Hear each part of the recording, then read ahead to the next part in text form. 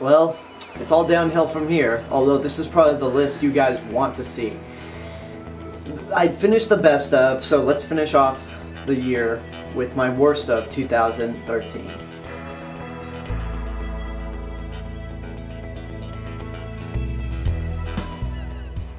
Keep in mind, this is, again, my personal opinion.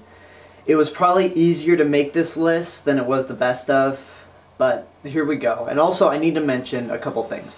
I did not see movies like The Texas Chainsaw 3D, Haunted House, Inappropriate Comedy, Identity Thief, Good Day to Die Hard, or Scary Movies 5. So, those aren't going to be on the list because I avoided them like the plague. And also, before we actually get into the movies that I feel are the worst of, let's get into what the biggest disappointment of the year was. Like in my best of list, I had a slot reserved for the big surprise of that year. The movie that I wasn't looking forward to, saw it, and ended up liking it. Here we have the movie that I was really looking forward to, saw it, and didn't like it. And that, I honestly regret to say, is Man of Steel. I'm sorry, Superman fans. This is not a good movie. I wanted to like this movie. I really did. I mean, at least you could say it's not Superman 3 or 4. But it's just not good. There's so many wrong decisions that go into telling the origin of Superman again. Henry Cavill, I'm sorry, he's very bland in the movie. I think Honest Trailers depicted it best when they said he has the acting range of a crumpet. He just doesn't hold a candle to Christopher Reeve. I hate the Jonathan Kent death scene, who's played by Kevin Costner, and I cannot forgive the fact that Superman just doesn't give a shit about collateral damage. The neck-breaking thing, I could care less about. But there are some good things to it. I love the look of the new Krypton. I love the way they utilize Jor-El through the rest of the movie.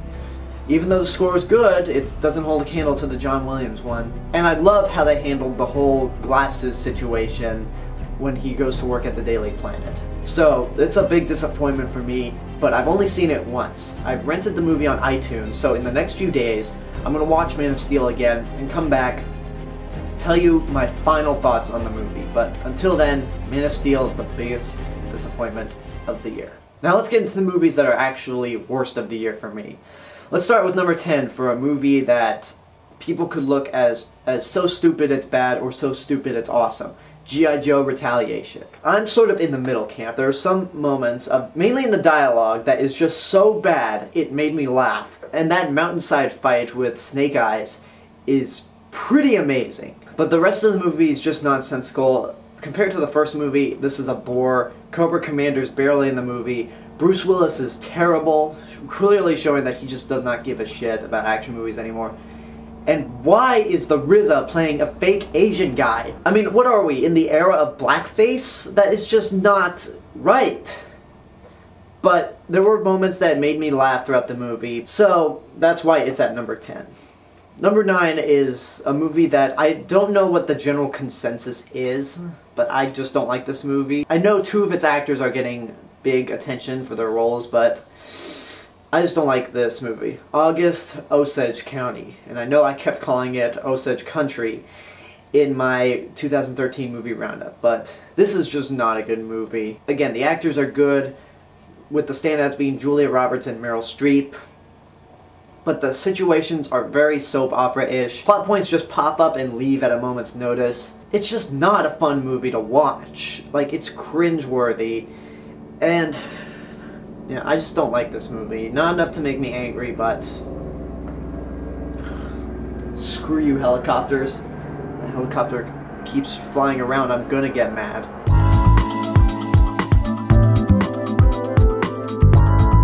Number 8, we have a movie that I walked out of the theater going, but after talking to my friends who are a fan of this book, I had to come to the terms like, yeah, this movie kind of sucks. Ender's Game. Now, this is one of the few times I read the book before the movie, but my memory on the book was so vague that my friends had to remind me of the book, and they told me about all the cool stuff that was taken out of the book, or just half-assed overall. So this movie is just not good. The lead is not convincing, it has no sense of climax, and it ends with a "to be continued" ending. And it's just terrible. And when your last setting for the movie reminds me at the beginning of After Earth, then that's not a good sign. We'll get to that later. Not a movie to make me angry, probably because I didn't have an attachment to the book like my friends did, but it's not a good movie. Next up is a movie that I did review positively, and to this day, I feel embarrassed about the positive review. The Lone Ranger. Now you gotta keep in mind that I had time to think about this movie and just realize, you know what, yeah, that movie sucks. I mean, I will stand by my fact that Johnny Depp is funny in the movie, even though he should not be playing the role he's playing. And the whole sequence with the train at the end, where it has the Lone Ranger theme just looping, is pretty creative and fun. I stick by those, but Armie Hammer is just an ineffective moron in this movie who doesn't know what he's doing. We're 2 hours and 15 minutes, and it's like only the last 15 minutes where he actually becomes a Lone Ranger. So Tonto is the more competent one, even though Johnny Depp should not even be playing this role to begin with. But the thing that made me laugh was this movie cost $215 million for a Western. Did not even break its budget. But the main reason I put this on my list is because Armie Hammer, Johnny Depp, and Jerry Bruckheimer had the nerve to say that the reason this movie failed was because of the critics, that we didn't know what we were talking about. And I was like, no, the reason the movie failed was because you made a bad movie. Nobody wanted to see a Lone Ranger movie. No one was expecting a Lone Ranger movie, and you shouldn't have spent $215 million on a Western to begin with. Wow, I'm sure showing a lot of passion for a movie that I don't even hate. I don't like it, and it's on this list, but you know what, let's move on. Number 6 is one of the laziest, most rushed, and most half-assed movies I have seen that's a biopic. Jobs. The minute I heard that a Jobs movie was coming out starring Ashton Kutcher, I thought, that's probably going to be bad. And sure enough, I was right. Despite Ashton Kutcher looking like a young Steve Jobs, it's just Ashton Kutcher. There was never a Dark Knight Heath Ledger Joker moment where Ashton Kutcher embodied Steve Jobs. It was never like that at all. And they just half-assed a lot of things in the movie, like the love-hate relationship between him and Bill Gates, the stuff with his daughter, the invention of the iPod, and they made Steve Jobs out to be this real dickhead to the point where, like, nobody could really like this guy. I don't know how he was in real life, but he couldn't have been that big of a prick. I just don't like this movie at all. Although I'm happy that Aaron Sorkin, the writer of The Social Network and creator of The West Wing and The Newsroom, is writing another Jobs biopic, which hopefully will be the superior one. I mean, you got Aaron Sorkin attached to write it. It already is better. Now, the top 5 movies are the ones that pissed me off the most. Despite my passion of hate towards The Lone Ranger and the critic thing, those first 5 were just movies that I just don't have rage for. These movies pissed me off. Let's start out with the Adam Sandler sequel, Grownups 2. I saw this movie at 10 in the morning. Someone came with me to see the movie. I just wanted to apologize, saying I'm sorry you had to suffer with me through a movie that has burp, fart, and sneeze at the same time, and that somehow made more money than Pacific Rim in the United States.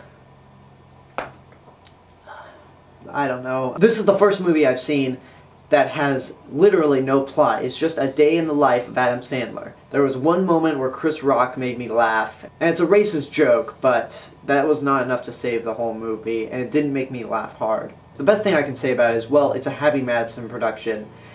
It couldn't have been good. Unlike the number 4 movie, which had potential to being a good movie, and it's like, wow, no thought went into this at all. The Hangover Part 3. For a movie that did not need 2 sequels to begin with, this movie tried something different, so it wasn't repeating the same formula, and it ended up being worse. Ended up being the worst movies of the entire series. I hate this movie. Bradley Cooper, I just feel so bad for him, because he got nominated for an Oscar for Silver Linings Playbook, and this movie, he just does not look like he wants to be there.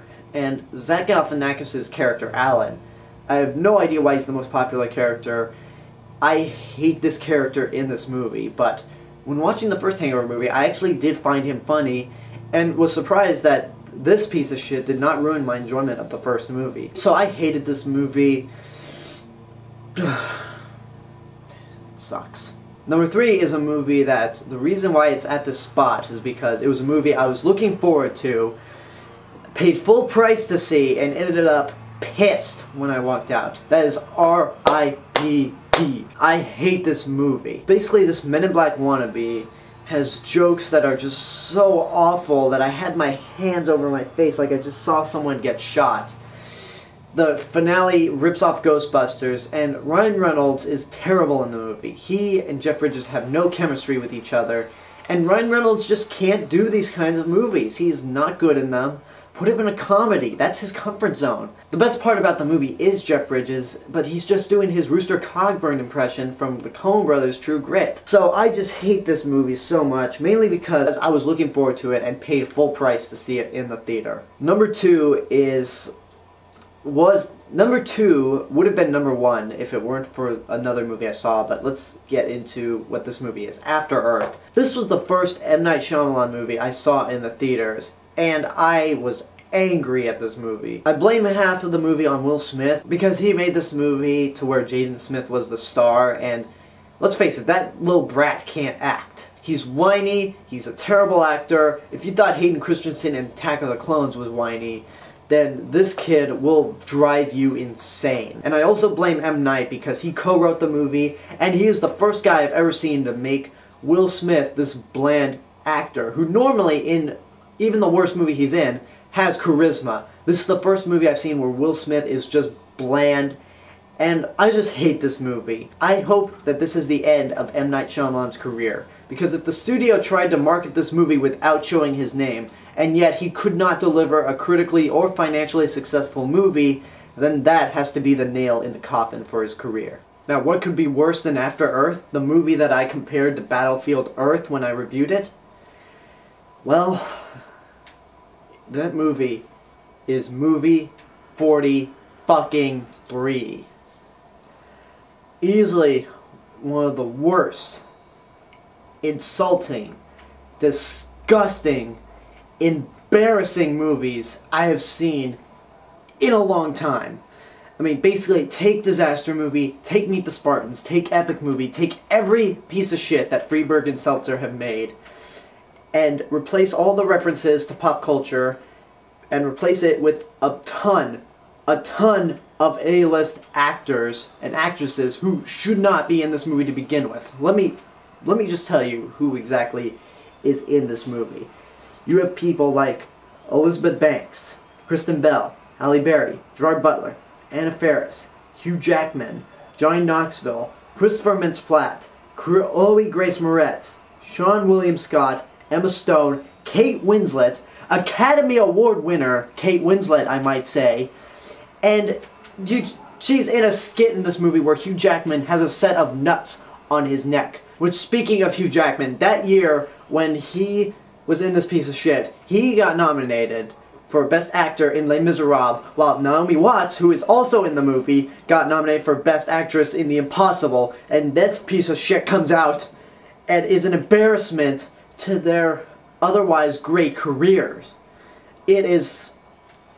I fucking hate this movie. This is not an act I'm doing. I really do hate this movie. I was furious with every skit that happened. I felt sorry for every person involved in this movie. And the producer, Peter Farley, had the nerve to come out and say, "You people don't understand comedy." Well, guess what, Mr. Farley? You don't understand comedy. You got people who were offered to be in this movie, like George Clooney, who turned it down immediately. And then you have other people like Richard Gere, who tried every way possible to get out of this piece of shit. And, okay, I had a conversation with somebody who didn't like the movie, and by the time we were done, by the time I had to remind him about every little thing this movie had, he said, "Yeah, this movie sucks." I convinced him it was worse than it actually is, and I actually know someone who likes this movie. How can anyone like this movie? I fucking hate movie 43! Woo! Woo!